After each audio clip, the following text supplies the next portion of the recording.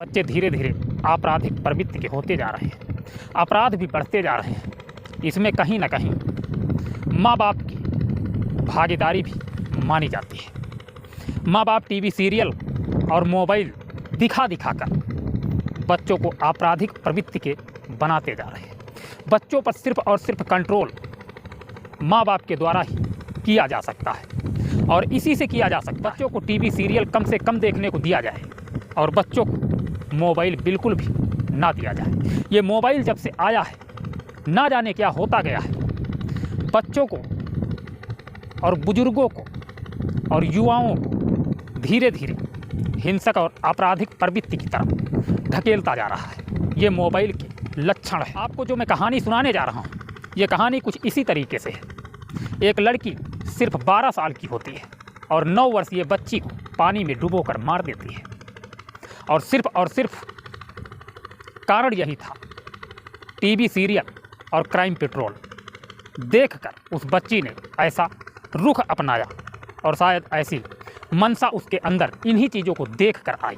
तो आपको मैं कहानी सुनाता हूँ कि वो कहानी किस तरीके से है, किस तरीके से एक मासूम बच्ची ने मासूम बच्ची को मौत के घाट उतार दिया और वो भी पानी की टंकी में डुबोकर। यूपी के कुशीनगर में एक थाना पड़ता है तमकुहिराज, और तमकुहिराज थाने का एक गांव है करणपट्टी। करणपट्टी में ये वारदात होती है। दरअसल एक लड़की होती है जिसकी शादी कुछ वर्षों पहले बिहार के गोपालगंज जिले के बैकुंठपुर गांव में हुई थी। बैकुंठपुर गांव से वो अपने मायके आती है। मायका होता है करणपट्टी गांव, जो कुशीनगर जिले में पड़ता है। और इसी गांव में वो लड़की आती है।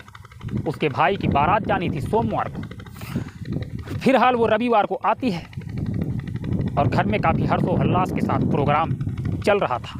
शादी की तैयारियां हो रही थी। सोमवार का दिन आता है। सोमवार के दिन बारात जाने का टाइम था। बारात जाने के समय वो लड़की अपने चाचा के घर चली जाती है और साथ में अपने मायके से वो लाती है अपनी ननद की बेटी जो 12 वर्ष की होती है। उस 12 वर्षीय लड़की के भरोसे पर अपनी 9 वर्षीय बच्ची को छोड़कर अपने चाचा के घर चली जाती है। और जैसे ही वो अपने चाचा के घर जाती है, वापस जब लौट कर आती है तो घर में उसकी 9 वर्षीय बच्ची नहीं दिखती है। जब 9 वर्षीय बच्ची नहीं दिखती है तो उस 12 वर्षीय ननद की लड़की से वो बेटी पूछती है कि आखिर हमारी बच्ची कहाँ गई। वो जवाब देती है, मैं तो यहीं पर सुला कर बाहर चली गई थी। कमरे में देखती है, वहाँ बच्ची नहीं थी। फिर कहती है, अगर आपने सुलाया था तो आखिर कहाँ गई। वो लड़की कहती है, हमने यहीं सुलाया था। कुछ समय बाद परिवार के कुछ लोग और पूछते हैं उससे, तो वो लड़की कहती है कि वो कुछ बच्चों के साथ बाहर खेलने के लिए गई थी। 2 बातें हो जाती हैं। तो बात असमंजस में हो जाती है कि आखिर ये लड़की झूठ बोल रही है, सच बोल रही है, इसका कुछ पता नहीं चलता है। और आखिरकार बारात जाने का टाइम हो जाता है। बारात चली जाती है। जब बारात चली जाती है फिर भी कुछ लोग रुक जाते हैं कि पता लगाया जाए आखिर बच्ची कहाँ गई। आस पड़ोस में लोग ढूंढते हैं लेकिन उस बच्ची का कुछ पता नहीं चलता है। पुलिस को सूचित किया जाता है। मौके पर पुलिस पहुँचती है। पूरी रात छानबीन होती है।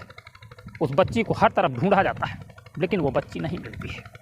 जब बच्ची नहीं मिलती है तो एक बार पुलिस उस 12 वर्षीय लड़की से फिर पूछती है कि आखिर वो लड़की कहाँ गई, तुम्हारे साथ में थी तो कहाँ चली गई। वो लड़की पुलिस को भी इधर उधर चकमा देती है। पुलिस को भी इसी तरीके से बरगलाती है लेकिन कोई जवाब नहीं देती है। पुलिस कई बार पूछती है। पूछ कर पुलिस भी हैरान हो जाती है। परिवार के लोग भी हैरान हो जाते हैं। और आखिरकार पुलिस जब 5वीं बार उस लड़की से पूछती है तो वो लड़की टाफी के लालच में सच बता देती है कि हमने उस लड़की को पानी की टंकी में डुबो कर मार दिया है। जब पानी की टंकी में देखा जाता है, मंगलवार की सुबह लड़की की बॉडी तैर रही होती है। पुलिस उस बॉडी को हिरासत में लेती है, पोस्टमार्टम के लिए भेज देती है। इधर वो 12 वर्षीय लड़की, ना तो उसके चेहरे पर ऐसे अपराध का कोई खौफ था और ना तो उस लड़की के अंदर कोई डर था। वो लड़की बेझिझक पुलिस के सवालों का जवाब देती है और अंततः वो लड़की बेखौफ होकर जवाब देती जाती है। क्या होता है, वो लड़की बताती है कि हमने क्राइम पेट्रोल देखकर ऐसे घिनौने कृत्य को अंजाम दिया। मोबाइल की लत और टीवी सीरियल की लत और सीआईडी की लत ने उस लड़की से एक गुनाह करवा दिया। एक ही गुनाह नहीं, बल्कि कुछ समय पहले ये भी पता चलता है कि उसी लड़की के भाई की भी मौत पानी में डूबकर हुई थी। फिर से जब पूछताछ उस लड़की से होती है तो पता चलता है कि उसी लड़की ने अपने भाई को भी पानी की टंकी में डुबोकर मार दिया था। इस तरीके की घिनौनी लत, इस तरीके की गंदी लत अपने बच्चों को ना लगने दें, नहीं तो अंजाम बहुत बुरा होता है। अब क्या होगा उस 12 साल की लड़की के साथ, आखिर क्या किया जा सकता है?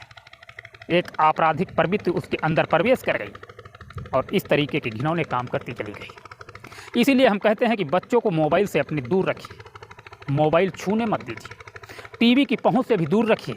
जहां तक कोशिश हो सके तो मोबाइल और टीवी के नज़दीक इन बच्चों को मत जाने दीजिए, नहीं तो इसी तरीके के कांड होते रहेंगे। अभी तक तो बड़े बड़े लोग अपराध करते थे, लेकिन अब बच्चे भी अपराध करने लगेंगे। इसलिए हमेशा अपने बच्चों को सतर्क रखिए, अच्छी अच्छी चीज़ों की जानकारी दीजिए, शिक्षा की तरफ जोर डालिए ताकि बच्चे अपराध की दुनिया में प्रवेश ना कर सकें। मिलते हैं नेक्स्ट वीडियो में। अपना ख्याल रखना, परिवार के साथ खुश रहना। जय हिंद, जय भारत।